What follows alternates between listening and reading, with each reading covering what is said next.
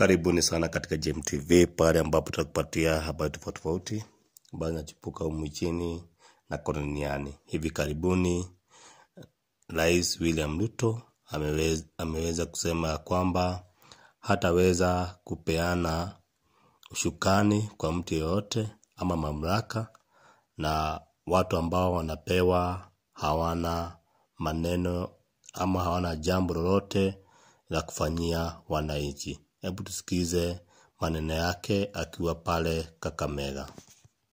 Hawa watu wengine hawana mpango, musipoteze na we cannot hand over to people hawana mpango.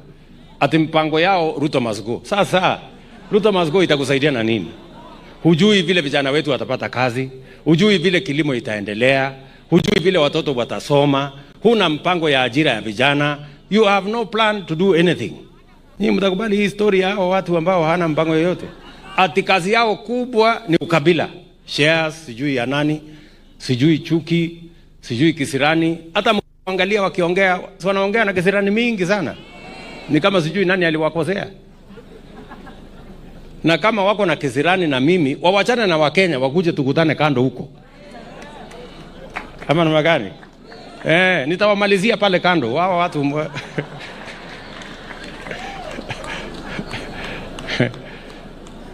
sijui kama tunaelewana.